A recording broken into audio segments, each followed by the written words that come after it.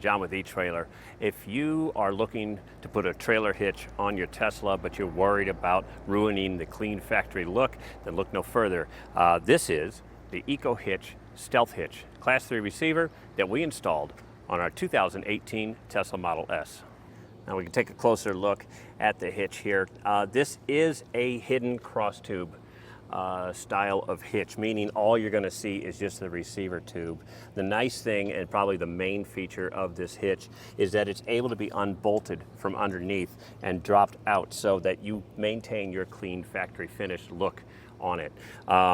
This is a 2-inch by 2-inch receiver. It's a Class 3.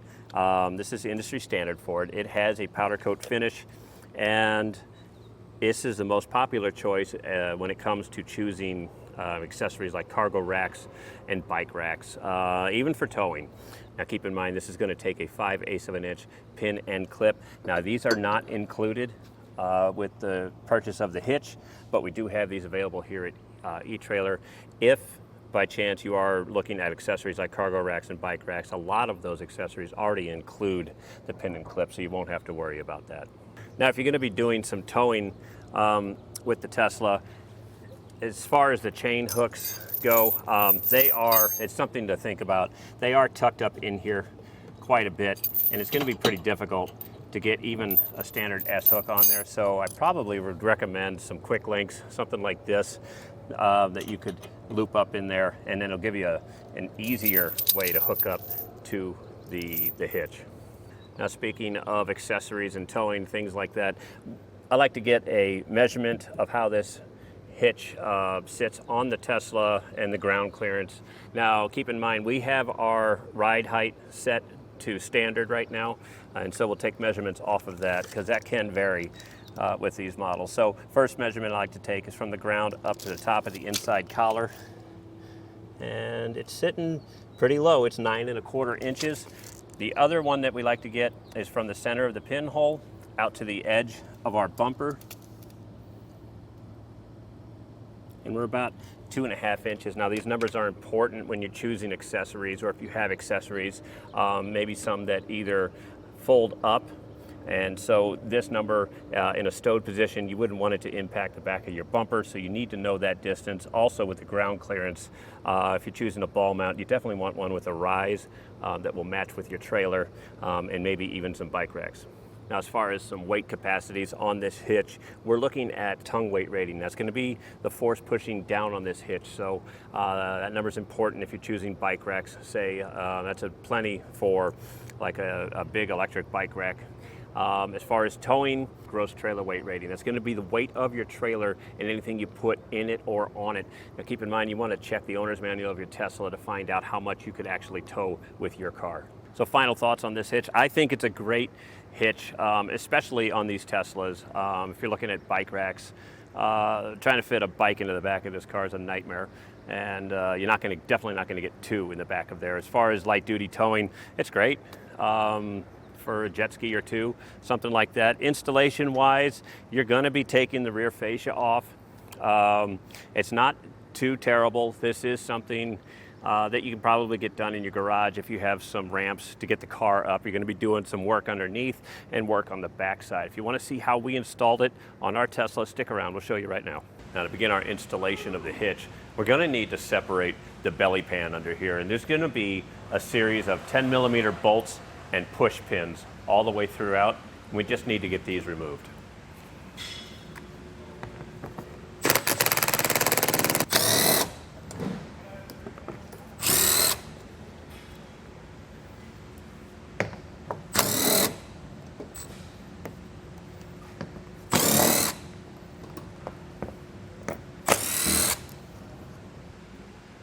Something to take note of is when you're removing the bolts from your belly pan, you can see the different assortment of thread sizes and pitches here. So kind of take a mental note so you know what hole these came out of. That way you don't cross thread the bolts when you go to install them. For the push pins, you can either use a trim tool or a flathead screwdriver or even a pick in most situations here. You just pop the center out and pop the outside out. Now on both sides of the car, right behind the rear wheel, you're going to have two more push pins that need to come out. One here and one here.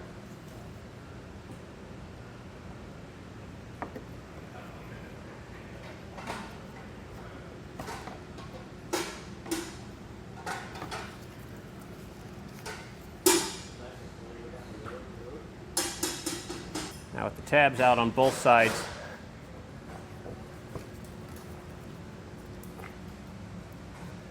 we can just let this panel hang. This will come off when we take the fascia off. Now while you're under the car, you're going to have two push pins on both sides that are supporting this rear fascia panel. It's right behind the tire. So while you're still under here, we can get these off.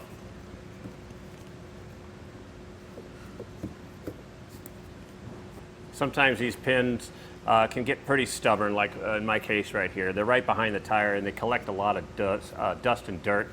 So you can use a plastic push pin or a plastic trim tool to remove them. That way you won't have to worry about scratching your paint.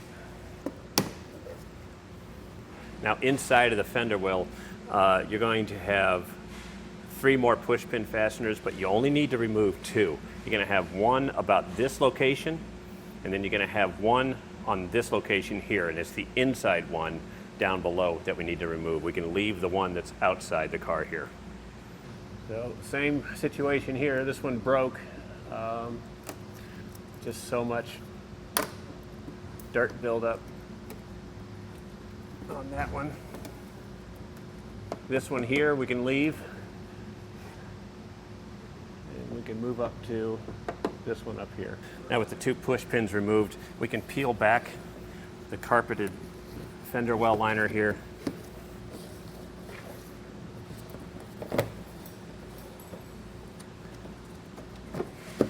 We're going to come up here where the fascia meets the rear quarter panel.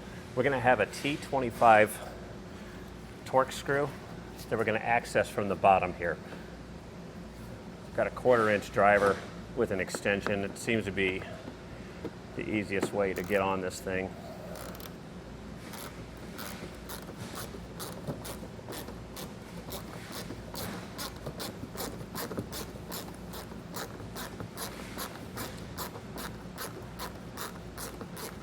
Now what we've done on this fender well, by removing the push pins and taking this Torx bit out, do the exact same thing on the other side. Open up the hatch on the Tesla, and we're going to take the floor access panel here and just slide that to the back, because what we need to do right now is pull up our rear scuff panel. We've got another trim panel tool. This will kind of help us get under here and get my hands in here, and I'm kind of pulling out and up at the same time. Just work your way down. And we'll set this off to the side. Now take your trim panel tool. We're going to have 3 push pin fasteners. This is one. One's going to be in the center here, and one at the very edge.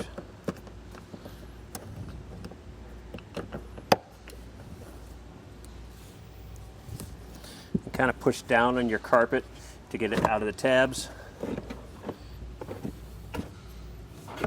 and fold it forward. We could take our rear weather stripping here and just pull straight up. We're going to peel it up on both sides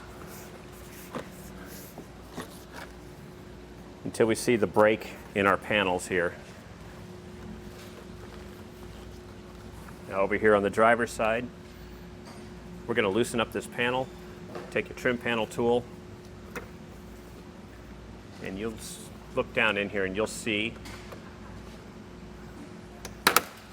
the tab that we need to remove. Once we have this panel loose, we can take the carpet and kind of peel it back. And that's going to expose some foil tape that we need to remove.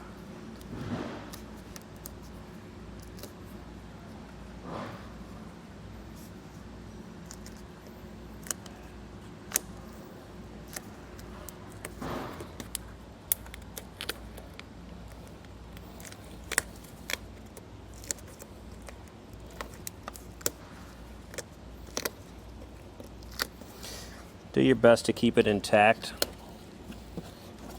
as best you can, because you will want to replace it. Once you remove the tape, it's going to expose a stud on the inside right here. You're going to need a 10mm socket to remove that nut.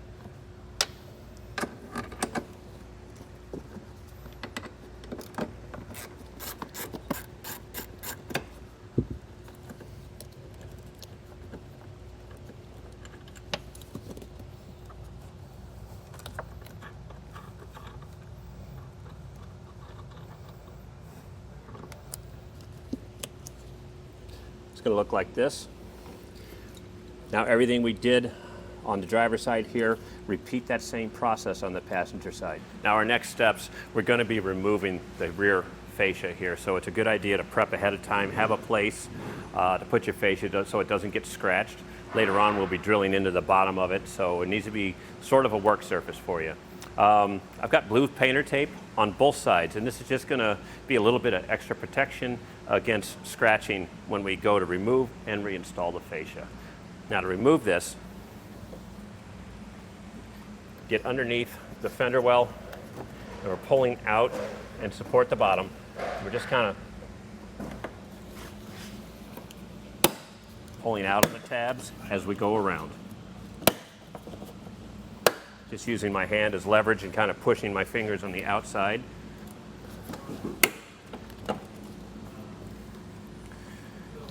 Definitely a good idea if you have an extra set of hands at this point. We're going to have a wiring harness on the passenger side that we need to remove. I've got an extra set of hands. I got AJ here from eTrailer. I'm doing the same thing I did on the driver's side, just popping these panels.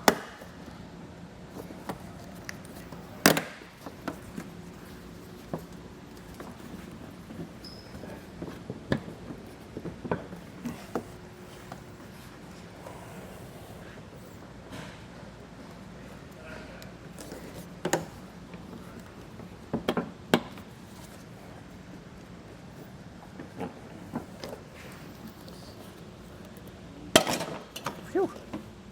There we go. So this is where the studs were. They just held on a little bit tighter than the other ones, and that's exactly why we tape up the panels.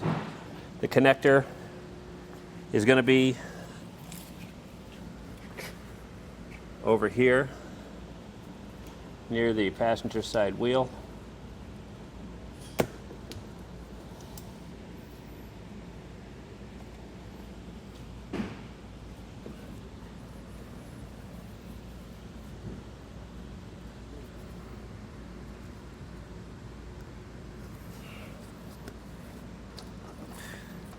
That was a tough one. There was a pinch on the bottom and pull out to remove.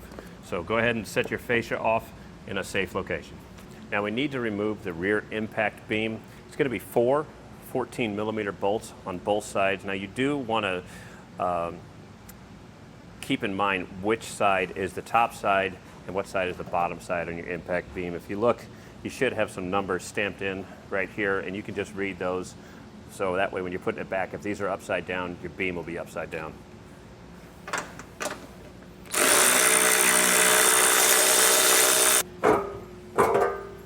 Okay, we'll set this off to the side. We will be reinstalling this. Once the beam is removed, we're going to have 4 more hex nuts and washers that we need to remove on both sides.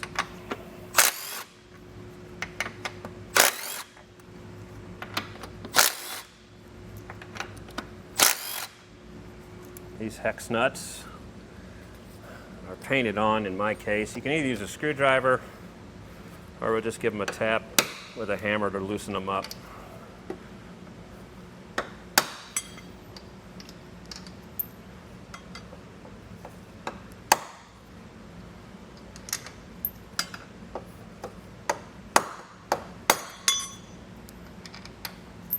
Now we have a proximity sensor here that we're going to need to relocate. There are different scenarios as to what to do with this sensor, so make sure you check the instruction manuals.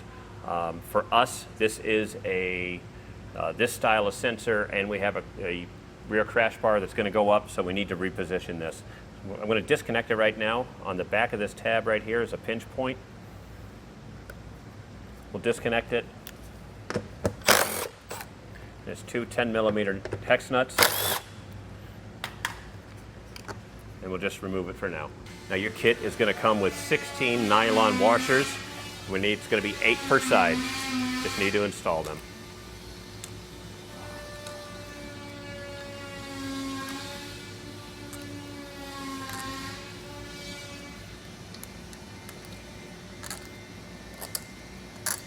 Now we can take our hitch. You'll notice you have 6 mounting holes on the sides. We're going to be going from the bottom up here.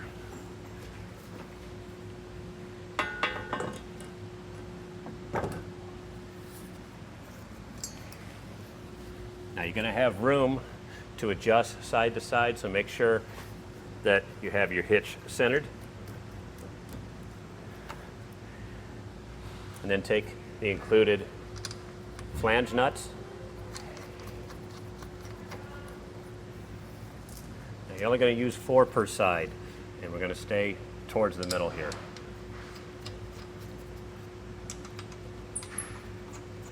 So keep the top studs and the bottom studs empty. That's where the impact beam will bolt up later. We're going to snug this up, do this on both sides, and then we're going to torque them to the specs in our installation manual.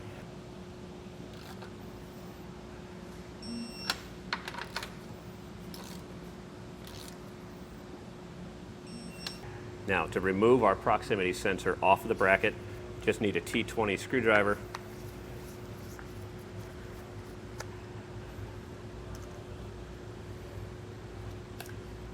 You'll be able to pull the sensor off.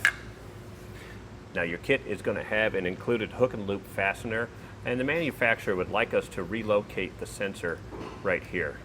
We want to make sure that we have enough wire. Seems like we have enough of a gap right there.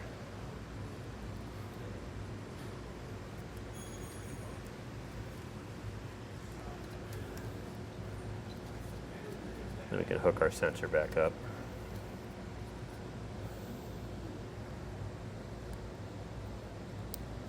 While we're down here, it's a good idea to remove the receiver portion of the hitch. We need this off of here when we go to reinstall our fascia. This is going to take a 15/16 socket.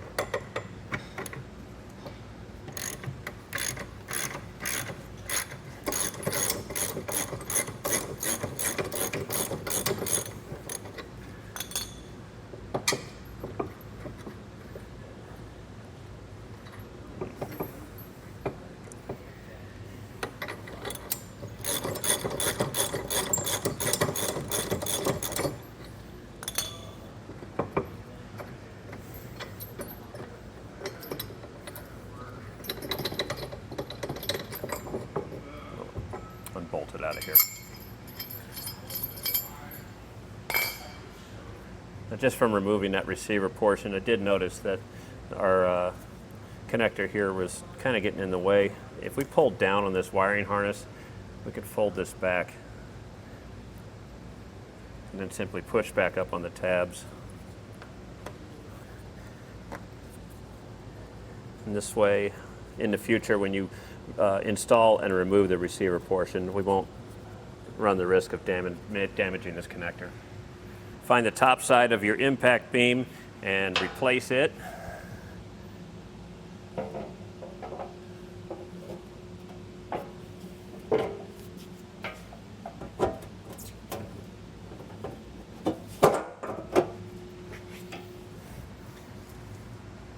In your kit, you're going to have the same 15mm flange nuts.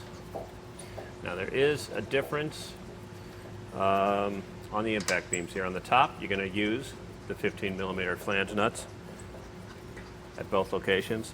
On the bottom, you're going to use a 15mm flange nut on the outside location, but on the inside, your kit's going to come with a coupler nut. This is a 17mm, and that's going to install on the inside lower location on both sides. So set up both sides just like this, snug them down, and then torque them to the specs in your installation manual.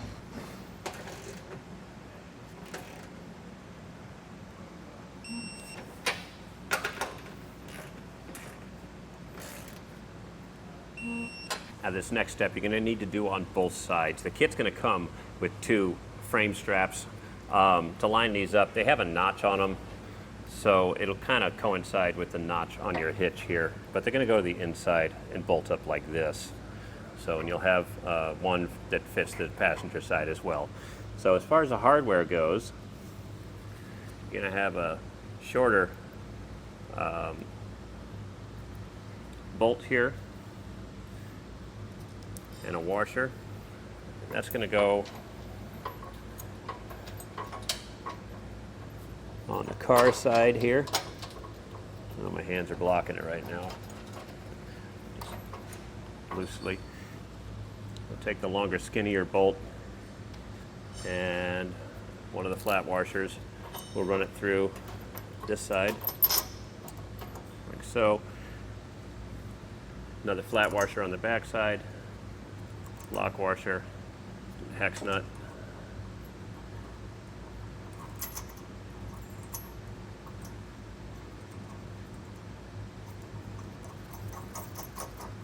Snug these up and torque those to the specs that you find in your installation manual.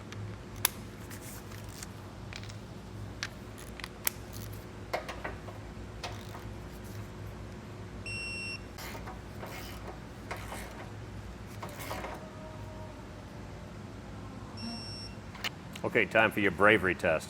In the directions, they're going to give you a set of guidelines that you need in order to cut out an access panel for your hitch whenever you unbolt and bolt the receiver tube into it. We need space here. So we're going to start. We have a 4-inch hole saw, and we need to be careful when we cut this. We only want to cut this top layer right here. We're trying not to get into this outer plastic edge. And it's always better to cut less, and if you need to cut more, you can trim later on.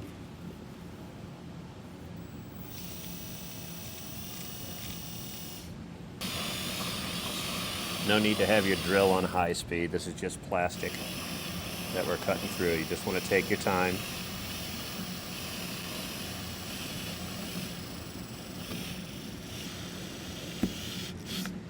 Okay. So this is what I was talking about here, this lower edge here. We only want to cut through this top layer, not this. So we're going to make a second hole. Need to get this plug out of here first.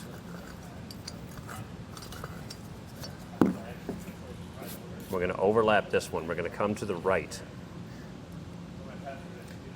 And we need to keep and follow the contour of the bumper as it comes down. So we're going to overlap it.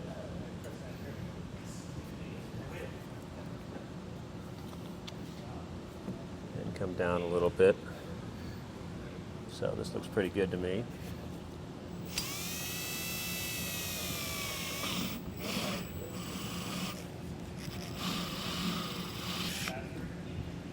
Okay.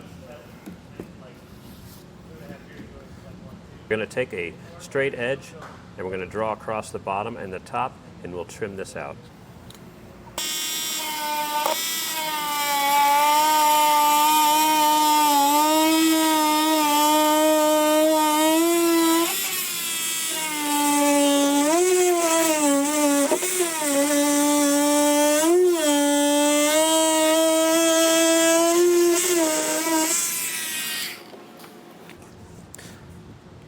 So this is a good start right now. If you need to do additional trimming, you'll be able to do that with the fascia on the vehicle. Also, if you need to smooth any of these out, you can use a file.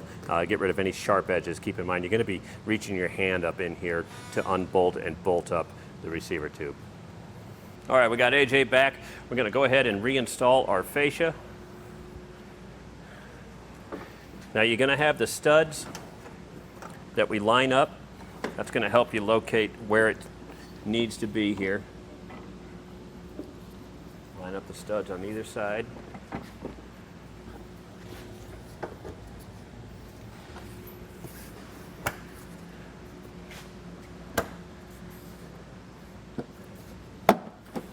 Just kind of push on the rear bumper, and the sides will snap into place easy enough.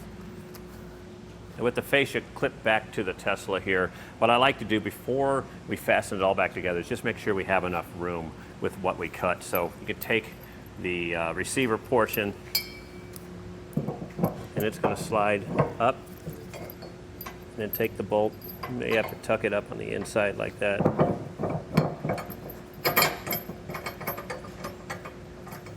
And in our instance, we have enough room that we'll be able to bolt this up and take it on and off for us. So this is good for us. We're going to snug this up, and we're going to torque it to the specs that we find in our installation manual. And then we just go ahead and re-bolt the fascia up in the reverse order that we took it off.